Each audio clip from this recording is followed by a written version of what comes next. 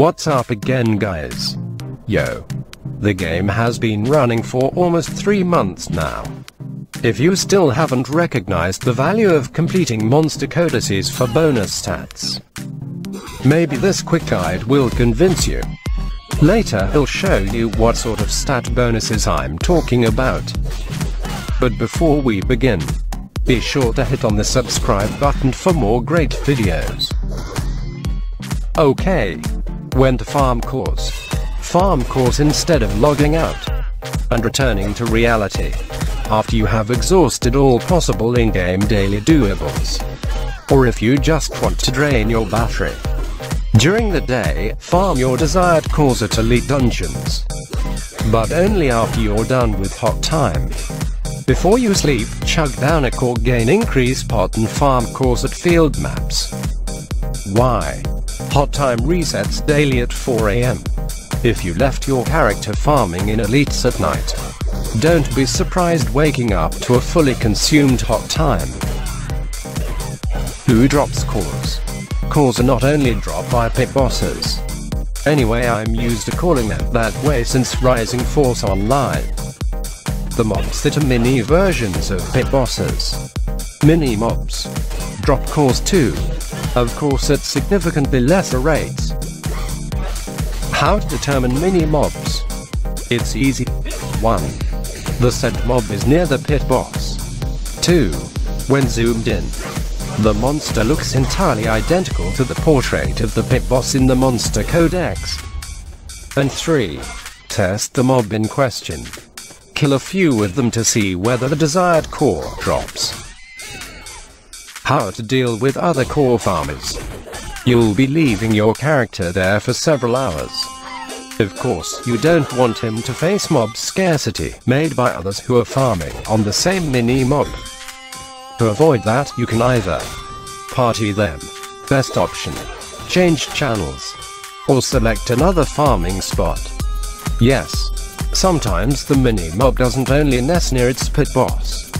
Remember the name and level of the monster. Open map, monster.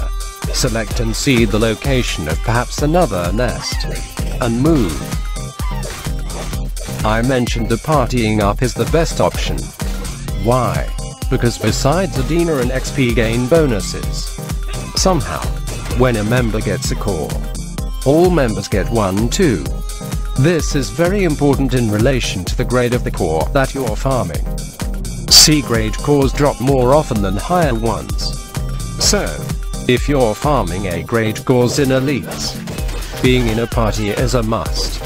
The drop rates are just staggeringly low if soloed. If you can't find the party, or there's no one in the area, create your own party, and rename it with pit boss, core, channel number, without spaces, like so.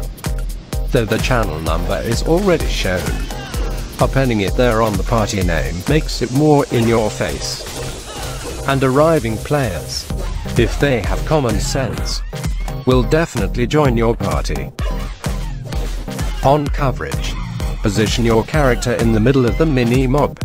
Then select an auto battle radius depending on the density and spawn rate of the mob. Don't worry. Soon enough you'll be an expert in choosing which auto battle radius to use. Based on those two factors. By the way, other players use bows when core farming. Using skills without spending mana pots, like what I'm doing in this video. This works best if the only skills registered on your skill layout are offensive buffs. The trick is to set auto MP pot value to 0. Then either select Bear or Chocobo because they have MP regen bonuses, and equip the top researcher title, or any title with similar stat bonus.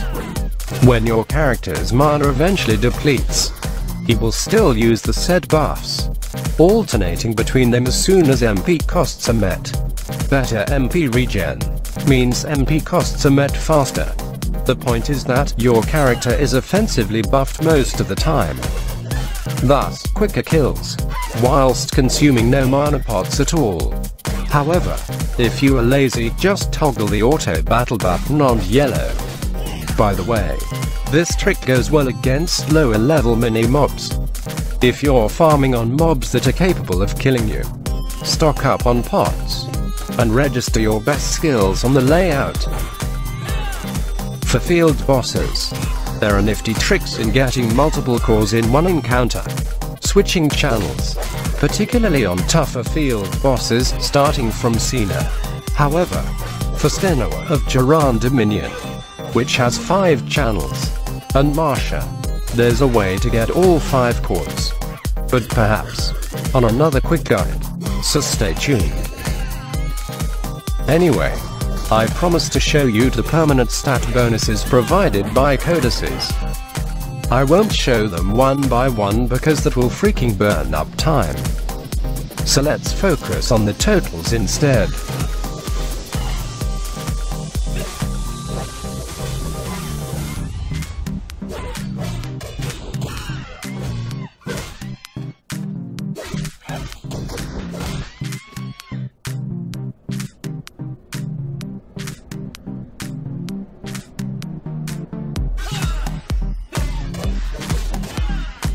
And that's all there is for now. Also, check out other videos from Sabbath Clan Philippines and subscribe. Happy core farming. Peace out, yo.